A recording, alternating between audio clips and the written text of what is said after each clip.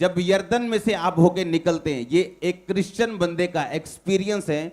जैसे प्रभु यीशु मसीह यर्दन में से होके निकले और जब वापस आए तो लिखा वो पवित्र आत्मा से भरे हुए थे। सुनो, जब आप नेगेटिव परिस्थितियों से होके गुजरेंगे और परमेश्वर के साथ खड़े रहेंगे, वो बेइज्जती हो सकती है, बीमारी हो सकती, गरीबी हो सकती, एक खास तरह का चैलेंज और चुनौती हो सकती है आपके परिवार में। पर अगर परमेश्वर आपके साथ है और आप उसके साथ खड़े हैं, तो जब यर्दन से आप वापस लौटेंगे और जब प्रभु का आत्मा आपकी परीक्षा से आपको बाहर निकालेगा, आप पवित्र आत्मा और उसकी ब्लेसिंग से भरे हुए लोग होंगे। अगर हम इस वचन को इब्रानी भाषा में, यूनानी भाषा में पढ़ें, जो ग्रीक भाषा है असली, जिसमें नया नियम लिखा गया था, तो उसमें प्रेरणा का मतलब है कि संपूर्ण पवित्र शास्त्र परमेश्वर की प्रेरणा से रचा गया है। प्रेरणा का मतलब है यूनानी भाषा में, ग्रीक भाषा में थियोओपनोटोस, थियोओपनोटोस, जिसका मतलब है डिवाइनली ब्रीथ्ड इन, मतलब परमेश्वर की सांस जिस पे फूकी गई हो। जब परमेश्वर ने आदम को बनाया था, लिखा उसने मिट्टी ली, उसको गूंथा और गूंथ के उसमें जीवन का श्वास फूंक दिया और लिखा आदम जीवता प्राणी बन गया जब उसमें जीवन का श्वास फूंका गया। बाइबल बताती है ये सेम शब्द कि ब्रीथ यानी फूंका गया, लिखा आपके जो बाइबल के वचन है वो उसी तरह से परमेश्वर की सांस के द्वारा फूके गए हैं, जिस तरह आपके ऊपर परमेश्वर ने जीवन का सांस फूका था। लिखा जो परमेश्वर के वचन आप पढ़ते हो वो उसी तरह से डिवाइनली, ईश्वरीय रीति के साथ फूके गए हैं परमेश्वर की सांस के द्वारा, उसके नथनों के द्वारा, जिस तरह से उसने आदम को अपने जीवन की सांसों से फूका था। आज जब आप यही वचन अपने घर में जाके, चर्च में या जहां भी पढ़ते हैं, तो वही लाइफ आपकी लाइफ में महसूस आपको होती है जो परमेश्वर की सांस फूकने से आदम को हुई थी और उसको मिली थी। इसीलिए आप नोटिस करते हैं 2004 में मसीह में आने के बाद, बपतिस्मा लेने के बाद, पवित्र आत्मा पाने के बाद, गैर भाषा पाने के बाद, पवित्र आत्मा से भरने के बाद, वरदान पाने के बाद भी जब मेरी जिंदगी में चंगाई मुझे नहीं मिल रही थी, तो पवित्र आत्मा ने मुझे एक ही बात बोली थी कि तूने बाइबल पढ़नी। और जब मैंने बाइबल पढ़नी शुरू की तब से मेरी जिंदगी बदलनी शुरू हुई, वो वचन मिलने शुरू हुए। सुनो, जब बाइबल में पढ़ रहा था कि आप जानते हैं उस स्टोरी को, वचन आया था कि हे मेरे प्रिय भाइयों दृढ़ रहो, हियाव बांधो, तुम जानते हो मसीह में की गई मेहनत व्यर्थ नहीं। वो जिंदगी जब मेरी वहां से बदली थी वचन से, वो तब शुरू हुई थी जब पवित्र आत्मा ने मुझे बाइबल पढ़ने के लिए प्रेरित किया था। क्योंकि बाइबल का एक एक वचन परमेश्वर की सांस के द्वारा फूका गया है। और जब आप इस वचन को पढ़ते हैं, आप लाइफ महसूस करते हैं अपने अंदर। आप महसूस करते हैं अभी मेरी प्रॉब्लम तो शायद वहीं खड़ी है, पर मेरी लाइफ, मेरी जिंदगी, मेरी बॉडी, मेरे जीवन में, मेरी आत्मा में एक प्राण आ चुका है, एक जान आ चुकी। और जब आपकी आत्मा परमेश्वर के वचन के द्वारा हिल जाती, स्टर हो जाती, क्विकिन जिसे बोलते हैं इंग्लिश में, जिला दी जाती, तब आपका केस आपको छोटा लगने लगता है, आपका फेथ बढ़ता है और आप उसी पहाड़ को जो आपके सामने पहाड़ की तरह खड़ा था, आप उसे हिला पाते हैं यीशु मसीह के नाम में। स्क्रीन्स ऑन करो। आज आपने टेस्टिमनी सुनी, हाँ या ना, कि डॉक्टर थक गए थे उसके यूट्रस में उसको सीते सीते, और तभी भी कुछ नहीं हो रहा था। गवाही सुनना 1 मिनट में, और जिस बंदे के साथ बीतना जमीन आसमान का फर्क है। 2 मिनट वीडियो में देख लेना, कोई बंदा हील हो गया, डिलीवर हो गया, और उस बंदे के साथ वो बीतना, जमीन आसमान का फर्क है।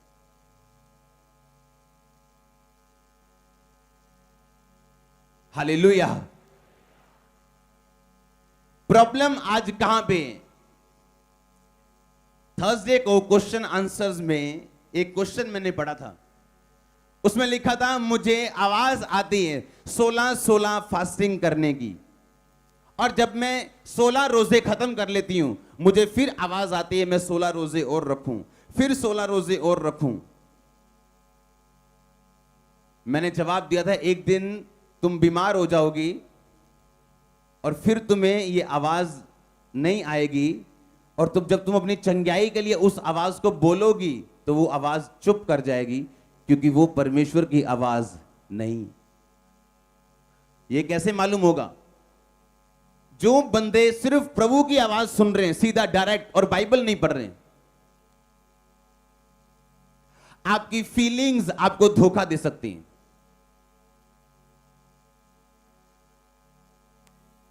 पर अगर आप वचन से भरे हुए हैं, आपको अपनी फीलिंग्स पे रहने की जरूरत नहीं। आपकी फीलिंग्स बोल सकती हैं आपको सिर दर्द है, तेरे को रेस्ट करनी चाहिए, तू बीमार है, पर अगर आप वचन से भरे हुए हैं आप अपना काम जारी रखते हैं, क्योंकि आप अपनी फीलिंग्स से गिरते नहीं, जो शैतान आपको बोल रहा है या शरीर आपको बोल रहा है। क्यों? क्योंकि आप उस ब्रीद्ड, उस सांस पाए हुए वचन के द्वारा जी रहे हैं जो आप बाइबल में पढ़ते हैं। लिखा संपूर्ण पवित्र शास्त्र प्रभु के सांस के द्वारा फूंका गया है। मतलब एक एक वचन के पीछे जीवन का सांस है। जिस तरह आप जिंदा हैं क्योंकि आप में जीवन के सांस फूके गए थे, उसी तरह वचन भी जिंदा है क्योंकि उसमें भी जीवन के सांस फूके गए हैं। अगर आप जिंदा हैं तो परमेश्वर का वचन भी क्या है। इसलिए आज जब परमेश्वर के वचन को आप पढ़ते हैं, आप कोई भी बुक पढ़ लो दुनिया की, मोटिवेशनल, जो आपको मोटिवेट करे, जो आपको उत्साहित करे, पर जिस दिन आप बाइबल पढ़ना शुरू करते हैं आप और मनुष्य बन जाते हैं। लोग हैरान होते हैं, ये कर क्या रहे हैं, ये खड़े कैसे हैं, ये बड़े कैसे हैं, और अभी भी बढ़ते जा रहे हैं।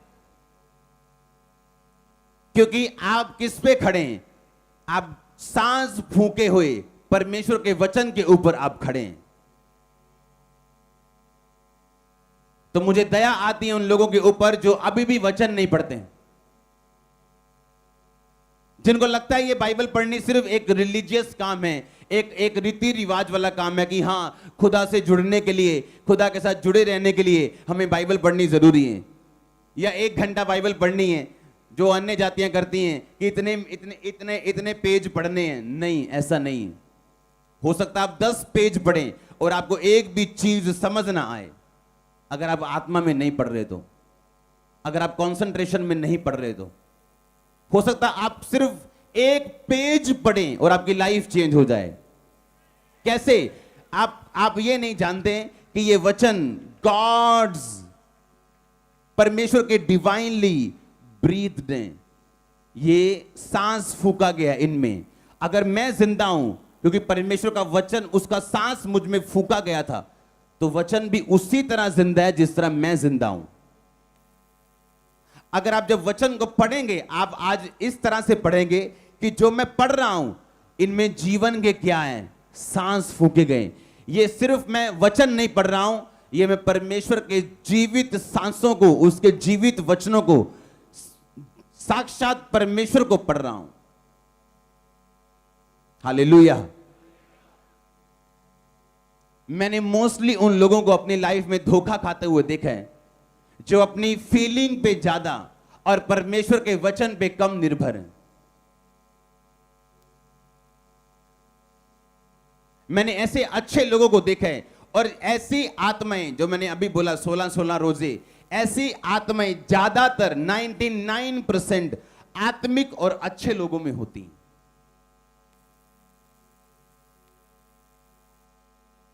अगर आप अच्छे हैं और पवित्रताई में और आप वचन नहीं पढ़ते, तो शैतान आपको गाइड कर सकता है, वो आपसे बात कर सकता है, आपके इमोशंस पे हावी हो सकते हैं।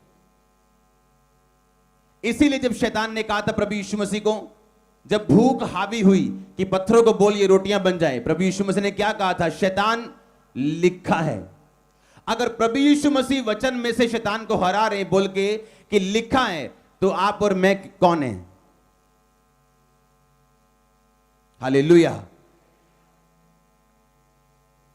कि लिखा है कि परमेश्वर के वचन से, जो मुख से वचन निकलेंगे उनसे आदमी जिंदा रहेगा, ना कि रोटी से। संपूर्ण पवित्र शास्त्र परमेश्वर की सांसों के द्वारा फूका गया है। उसकी प्रेरणा मतलब थियोपिटोस, उसका मतलब उसकी सांसों के द्वारा फूका जाना, जिस तरह आपको, आदम को फूका गया था। इसलिए जब आज आप बाइबल पढ़ते हैं, आराम से घर जाके, जल्दी में नहीं कि मैंने 10 चैप्टर खत्म करने हैं, आप उसे इसलिए पढ़ते हैं कि परमेश्वर आपसे बात करे, ये आपकी आत्मा का खाना है। और आप घर जाके जब बाइबल पढ़ते हैं अपने लिए, ये नहीं कि परमेश्वर, जिस तरह मैंने संडे गवाहियां सुनी थी कि 10 औरतों को बेबी मिल गए, 500 हील हो गई, मुझे भी जल्दी जल्दी ऐसा कुछ कर दो, मैं बाइबल पढ़ने लगा हूं। नो, हर बंदे की लाइफ अलग है प्रभु के सामने। अगर मेरी प्रार्थनाओं के उत्तर जिस तरह इन लोगों को मिले हैं, एक एक 6-6 महीने में, एक एक साल में, अगर मुझे मिल गए होते तो आज मैं यहां ना होता, मैं आज यहां ना होता। मैं अपना काम, अपनी फैमिली में होता, अपना काम कर रहा होता और संडे संडे चर्च जाता, यहीं कहीं बैठा होता। कितने समझ रहे हैं? परमेश्वर ने मुझे प्रार्थना का उत्तर नहीं दिया, तब तो मुश्किल था जीना, पर आज मैं समझता हूं। एक दूसरे के साथ अपने आप को कंपेयर नहीं करना कि उसकी लाइफ में अगर 6 महीने में, मुझे 3 महीने में चाहिए। हो सकता है आपकी लाइफ में 3 दिन में हो, 3 साल में हो, परमेश्वर जानते हैं। आमीन। ऐसे भी लोग यहां बैठे हैं जो एक प्रेयर के बाद, मुझे एक मैसेज आया जर्मनी से, जब वहां टेस्टिमनी चल रही थी एक लेडी की, कि उसने जर्मनी फ्रैंकफर्ट का हर हॉस्पिटल उसने खोज मारा। 40,000 यूरो, जिसकी कीमत 32 लाख बनती, उसने खर्चा किया था अपने पेट के ऊपर की बेबी हो जाए। उसके बाद जलंधर आके सब बेस्ट हॉस्पिटल, कहीं नहीं हुआ। और मैंने उसको बार बार बपतिस्मा लेने के लिए बोला, उसने लिया नहीं। एक दिन आके बोली मुझे 2 बपतिस्मा लेने के 1 हफ्ते बाद वो प्रेग्नेंट थी। जब वो गवाही चल रही थी वहां पे, तो एक सिस्टर गवाही को सुन रही थी वहां जर्मनी में, और उसके 13 साल से उसके अंदर कोई प्रॉब्लम थी शायद। उसके एक टेस्टिमनी अभी आई है, वीडियो हम उसको तैयार कर रहे हैं, और उसके काफी बड़ी प्रॉब्लम थी। उस मीटिंग में जब वो आई और उस पर ले हैंड हुआ, उसके 1 हफ्ते बाद वो प्रेग्नेंट हो गई। अब वो उसके बेबी बॉय हुआ। अगले हफ्ते जब मैं जाऊंगा वहां पे, संडे में यहीं पे हूं, संडे में कहीं नहीं जाता हूं, तो वहां पे जर्मनी में वो टेस्टिमनी होगी। सुनो ध्यान से, गवाही अलग चीज है, ये परमेश्वर की नेचर है, ये स्वभाव है चंगा करना, इसे कोई रोक नहीं सकता। और जो लोग चंगाई के खिलाफ बोलते हैं, एक दिन खुद बीमार होते हैं वो, और सोचते हैं अब हम क्या करें। चंगा करना परमेश्वर का नेचर है, इसे आप बंद नहीं कर सकते। छुड़ाना प्रभु की नेचर है, उसका स्वभाव है, आप इसे बंद नहीं कर सकते। पर इन सब चीजों को संभाल के तभी रखा जा सकता है, अपनी जिंदगी को मेंटेन तभी किया जा सकता है, अगर हम पवित्र शास्त्र के द्वारा चलाए चलेंगे तो। क्योंकि पवित्र शास्त्र ब्रीद्ड, डिवाइनली ब्रीद्ड, फूका गया जीवन के सांसों के द्वारा, प्रभु के द्वारा। पवित्र शास्त्र, जो मैं वचन मेरे सामने, परमेश्वर के सांस के द्वारा फूका गया है वो।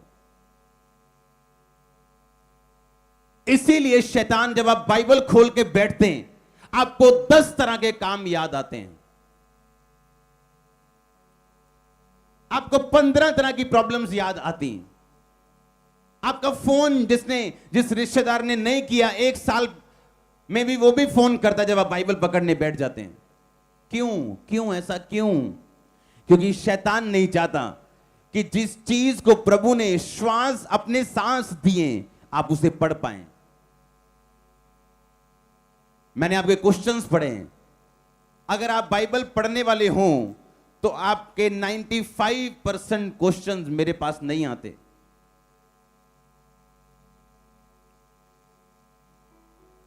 इसमें लिखा, पापा जी मेरा ये क्वेश्चन है कि जब मैं चर्च में आती हूं तो मेरे हस्बैंड घर में अपनी गर्लफ्रेंड को लेके आते हैं, मुझे ये समझ नहीं आता मुझे चर्च आना चाहिए या उनको रोकने के लिए घर में बैठना चाहिए।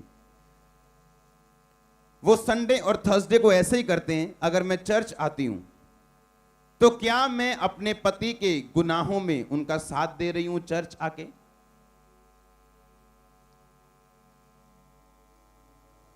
आपकी प्रॉब्लम उस दिन सॉल्व हो जाती है जिस दिन आप प्रभु के द्वारा सांस दिए गए वचनों को पढ़ लेते हैं।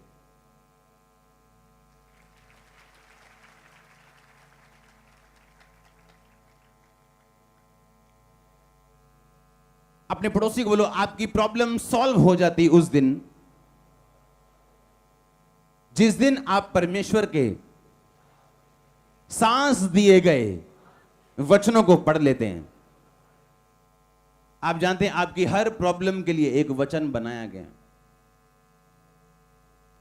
जिस दिन आप बनाए गए थे, आपसे पहले पेड़ बनाए, मछलियां बनाई, जानवर बनाए, सारे फल वाले पौधे, सारे बीज, सारे अन्न आपके बनने से पहले बने।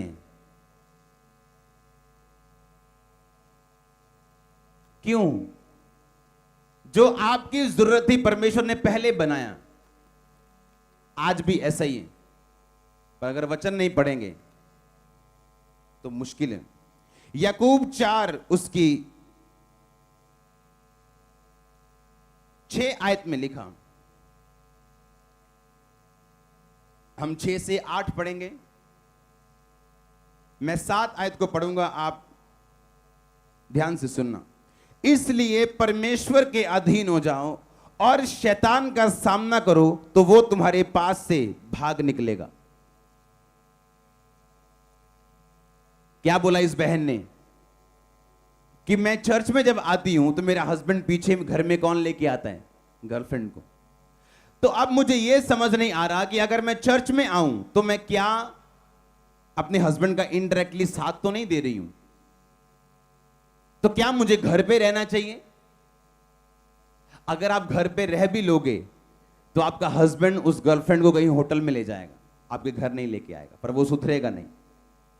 बाइबल कहती है कि शैतान इसीलिए आप पे अटैक करते हैं कि जो भला काम आपने शुरू किया है उसे खत्म किया जा सके। आपने चर्च आना शुरू किया, आपने सेवा करनी शुरू की, आप पे अटैक्स होंगे। शैतान आपको रोकने की कोशिश करेगा। अगर आप रुक गए तो वो कैंसर का फोड़ा पट्टी कराने वाली बात है। उस पे 5 साल वो आप जी सकते हैं, किस्मत अच्छी हुई तो 10 साल जी सकते हैं, पर चर्च आकर शैतान का सामना करना, अपने पति को आप चेंज तो कर नहीं सकते, अगर कर सकते तो आप कर लिया होता, पर जब आप चर्च में आते हैं शैतान का सामना करना है, पति का सामना नहीं करना। कि शैतान मेरे चर्च जाने से तू इतने रुकावटें डालता है, अब मैं संडे 1 की बजाय 2 मीटिंग अटेंड करूंगी, तू कर जो करना है। और आप यहां बैठे फायर रिलीज कर रहे हो, यहां बैठे प्रेयर कर रहे हो, यहां बैठ के आप प्रभु के साथ एक मन हो रहे हो। आपका हस्बैंड सॉरी बोल के तौबा करेगा आने वाले दिनों में, क्योंकि शैतान का क्या करना है? हां, क्या करना है शैतान का? तो वो सामने से क्या होगा? लेकिन वो भाग जाएगा। पर अगर आप डरेंगे और बैठ जाएंगे तो शैतान का अटैक जो उसने किया वो कामयाब हो गया। अब उसको मालूम है कि जैसे ये बढ़ेगा या कोई काम ऐसा करेगा, मेरे को सिर्फ अटैक करना है और रोकना है, बस दैट्स इट। पर अगर आप शैतान को ये बता देंगे कि जब आप कोई अच्छा काम करें, भला काम करें, प्रभु की ओर बढ़ें और उसका अटैक हो, तो उसको मालूम होना चाहिए ये बंदा रुकेगा नहीं, बल्कि अपनी फायर को डबल करेगा।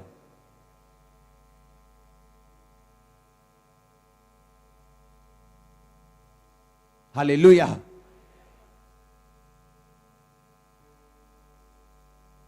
अगर मेरे विरोध होने से मैं रुक गया होता, तो अपने मम्मी को अपने हाथों से मैंने आज बपतिस्मा ना दिया होता, मेरी फैमिली आज चर्च में ना बैठी होती। क्योंकि आपको वो देखने, वो पावर देखनी है जो आपके विरोधी के पीछे। इंसान से नफरत नहीं करनी है, आपने वो पावर देखनी है जो उसके पीछे बोल रही है। इसलिए परमेश्वर ने कहा था पतरस को, जब पतरस ने कहा था प्रभु तू कभी क्रूस ना उठाए, तो परमेश्वर ने क्या कहा था? ए शैतान, मेरे सामने से दूर हो। जबकि पतरस शैतान नहीं था।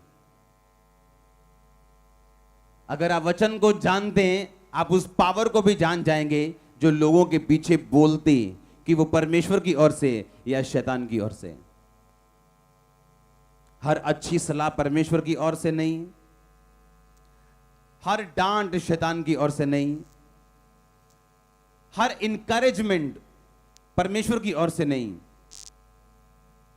कुछ डिस्करेजमेंट भी, निरुत्साहित करना भी परमेश्वर की ओर से हो सकता है, आपको कंट्रोल में रखने के लिए। संपूर्ण पवित्र शास्त्र प्रभु के सांसों के द्वारा फूका गया। बोलो अपने पड़ोसी को, बोलो तेरी बाइबल, पवित्र शास्त्र, प्रभु का जीवित वचन उसकी सांसों के द्वारा फूका गया है, उसके श्वास है उसमें। हालेलुया। इसीलिए जब आप अपनी जीवन की सिचुएशन के बारे में परमेश्वर का वचन क्या कहते हैं, अगर आप नहीं जानते, आपकी लाइफ में उस सिचुएशन में सांस नहीं रहेगी, जीवितपन नहीं रहेगा। ये जिसने भी ये सिस्टर ने लिखे हैं, ये अब तक मैं इसे मरा हुआ समझता हूं अपनी फैमिली की सिचुएशन में। पर जब आज इसको ये वचन मिल गया कि शैतान का सामना कर, वो तेरे सामने से क्या होगा? भागेगा। तो शायद अभी उसका पति चाहे सुधरा ना हो, पर ये जीवित हो चुकी है अपनी सिचुएशन में, क्योंकि प्रभु का बैक किया हुआ, सांस दिया हुआ वचन इसे मिल चुका है। अब उसे वो प्रॉब्लम निराश नहीं कर सकती। उसे मालूम है एक दिन ये गवाही के साथ वापस आएगी। इसे मालूम है कि परमेश्वर का सांस दिया हुआ वचन मुझे मिल चुका है। इसीलिए आज एक जन जो आपके साथ बैठा, जिसको ये सांस दिया हुआ वचन कि उसके कोड़े खाने से मैं चंगा हो चुका हूं, मिल चुके हैं, और एक आपका पड़ोसी है जिसको अभी तक नहीं मिला, और आप दोनों में से सिर्फ एक चंगा होगा। क्यों? क्योंकि आपको ये नहीं पता कि परमेश्वर का सांस दिया हुआ वचन मेरे पास है मेरी सिचुएशन के विषय में या नहीं। परमेश्वर क्या बोलता है मेरी सिचुएशन में? अगर मैं गरीब हूं, सिचुएशन से किसी निकल रहा हूं, परमेश्वर का वचन मुझे क्या कहता है, मुझे यह पता होना चाहिए। नहीं तो मेरी सिचुएशन, मेरी परिस्थिति में प्रभु का सांस, उसका जीवन नहीं होगा। हालेलुया।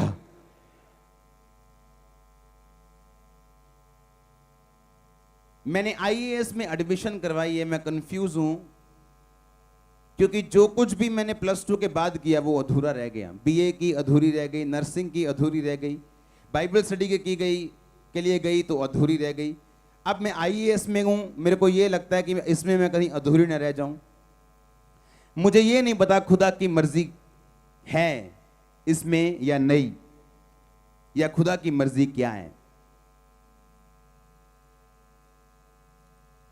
अगर आप कि लाइफ में ये स्पिरिट है कि आप कोई भी काम करें आपका सफल नहीं होता, ये एक दुष्ट आत्मा और श्राप है। और आपको क्या चाहिए? अपनी बाइबल उठाओ, बोलो ये चाहिए। क्या चाहिए? वचन चाहिए, हाँ या ना?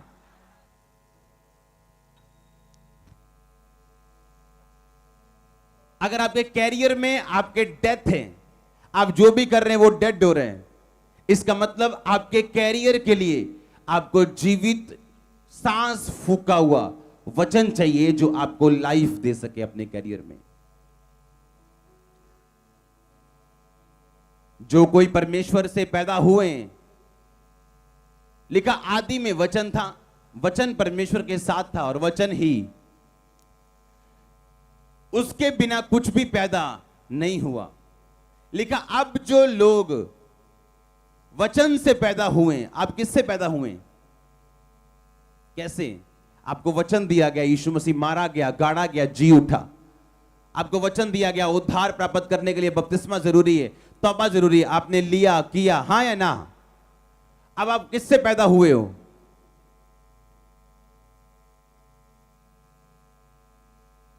किससे पैदा हुए हो? मैं आपको पढ़ के बताता हूं।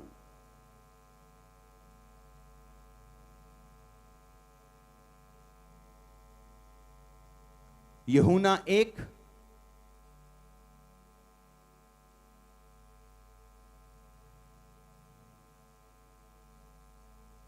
उसकी 12 आयत। परंतु जितनों ने उसे ग्रहण किया उसने उन्हें परमेश्वर की संतान होने का अधिकार दिया, अर्थात वो जो उसके नाम पर विश्वास करते हैं, वो ना तो लहू से, ना शरीर की इच्छा से, ना मनुष्यों की इच्छा से, परंतु परमेश्वर से उत्पन्न हुए। सब बोलो आमीन। आप जब पैदा हुए थे, आप अपने माता पिता की मर्जी से पैदा हुए थे। आपके माता पिता ने चाहा तो आप पैदा हुए, हां या ना? आप शरीर से पैदा हुए, हां या ना? आप ब्लड से पैदा हुए, हां या ना? क्योंकि आपके शरीर में आपके माता पिता का ब्लड दौड़ रहे हैं। आप मनुष्यों की इच्छा से पैदा हुए। आपके फादर ने सोचा कि मैं अपने बेटे की शादी कर दूं, मुझे पोता चाहिए, हां? आपकी शादी हो गई, आपके बच्चे हो गए। आप मनुष्यों की इच्छा से पैदा हुए, आप लहू से पैदा हुए और आप शरीर से पैदा हुए। पर लिखा जो कोई उसके नाम पे विश्वास करते हैं वो ना तो लहू से, ना तो मनुष्यों की इच्छा से, ना शरीर की इच्छा से, परंतु परमेश्वर से उत्पन्न हुए। अब आप परमेश्वर से पैदा हुए हो। डॉक्टर जब चेक करता है आपको, बोलता है तुझको शुगर है। अच्छा, मैं तो मीठा नहीं खाता। तेरे बाप को शुगर थी, हां, तेरे दादा को थी, हां, इसीलिए शुगर तेरी जनरेशन में, तेरे ब्लड में। कुछ बच्चों के हाथ पैर थोड़े सालों के बाद टेढ़े हो जाते, क्यों? क्योंकि तेरे फादर के भी ऐसे, तेरे दादा के भी ऐसे, ब्लड में। अब डॉक्टर को ये तो नहीं मालूम कि ये जनरेशनल कर्स है या श्राप है, वो तो वही बोलेगा जो उसने पढ़ा हुआ है। अगर ब्लड की बीमारियां आपने बिना कुछ किए आपके ब्लड में आ जाती हैं, क्योंकि वो डीएनए आपके फादर का, आपके दादा का। एक हाथी का डीएनए है कि हाथी के बच्चे को प्रार्थना करने की जरूरत नहीं कि मैं मोटा हो जाऊं, मेरा भार बढ़े, मेरी टांगे बड़ी बड़ी हों, करने की जरूरत है उसको? एक ऊंट प्रेयर करेगा मैं लंबा हो जाऊं, हां? एक चूहा प्रेयर करेगा मैं छोटा रहूं, मैं तेज भागूं? क्या चूहा प्रार्थना करके हाथी बन सकते हैं? बोलो। क्या कछुआ प्रार्थना करके खरगोश बन सकते हैं? आपको सफल होने के लिए प्रार्थना करने की भी जरूरत नहीं पड़ेगी जिस दिन आप ये समझ जाएंगे मेरे अंदर प्रभु का डीएनए है, क्योंकि मैं परमेश्वर से पैदा हुआ हूं।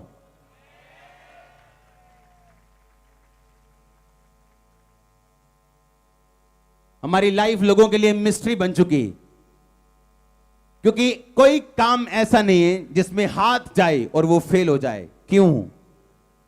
हमारा डीएनए चेंज हो चुका है। हम सबका डीएनए क्या हो चुका है? आपका डीएनए, मेरा डीएनए क्या हो चुका है? ना तो अब हम शरीर से पैदा हुए, ना लहू से पैदा हुए, ना मनुष्य की इच्छा से पैदा हुए। जिस दिन हम प्रभु यीशु मसीह को कबूल कर लेते हैं उस दिन हम किससे पैदा हुए? परमेश्वर से। हमारा डीएनए क्या हो चुका है? अगर यीशु मसीह कभी फेल हुए, क्या परमेश्वर फेल हो सकता है? आप कभी फेल नहीं हो सकते, क्योंकि आप उसकी संतान हो।